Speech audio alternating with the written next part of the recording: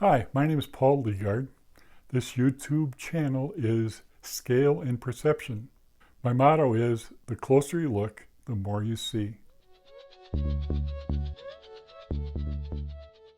Today's video is titled Being of Two Ages.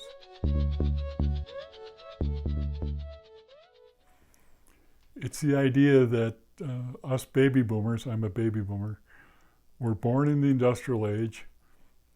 Our formative years were in the industrial age, but the majority of our life was in the information age.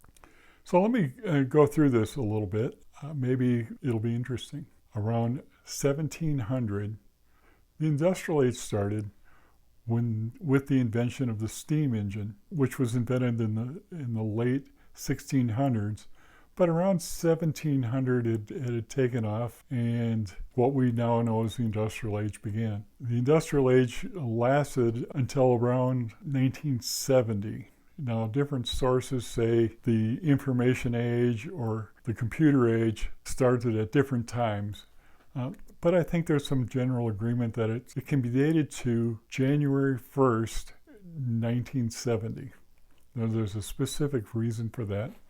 Is computers of that era needed a date for their tracking of everything, and computers use dates to track things very precisely.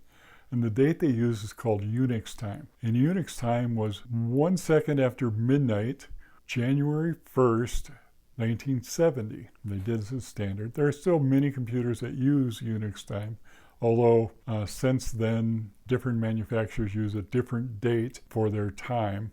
Microsoft, for example, uses January 1st, 1900 as their start date. But I think a lot of historians use information age started 1970. Although it started then, the IBM PC was released in 1982, August of 1982. Between 1970 and 1982, there were computers around. There was Unix computers and NeXT computers. Apple started before then. But with the start of the IBM PC, personal computers started becoming mainstream. Millions of them were sold. Within a year or two, there were many other manufacturers of PCs because they all use the same operating system. My point, though, is that was in 1982. I'm currently 70. I was 30 then, so 40% of my life happened prior to the release of the IBM PC, and as a practical matter, happened prior to the information age. So with the IBM PC release, it was a couple years when they started being networked in-house.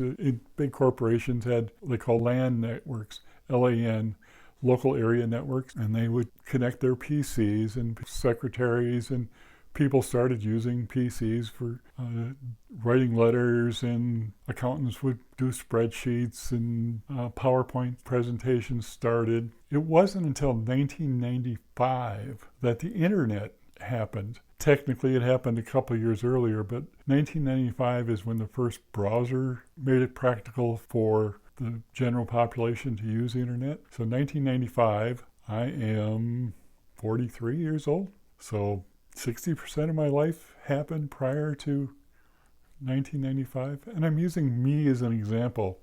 But I mean to say most baby boomers, there's baby boomers that are older than me. I was born right in the middle of the baby boom. So there's people in the baby boom generation that had even a bigger percentage of their life prior to the information age, and there's people in the baby boom that had slightly less percentage of their life. But for all of us, the majority of our life, or a good chunk of our lives, happened prior to the information age. And here's the point that I really want to make. I think people my age can learn things, new things, every bit as well as people of almost any age.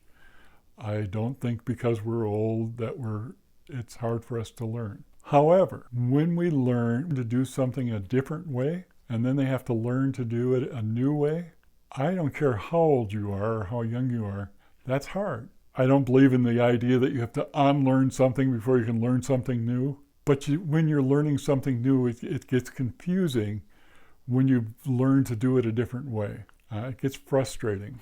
And I think that's at the center of why us older people get a a bad rap for not being able to grasp technology quickly. Here's another point. The iPhone was released in 2007.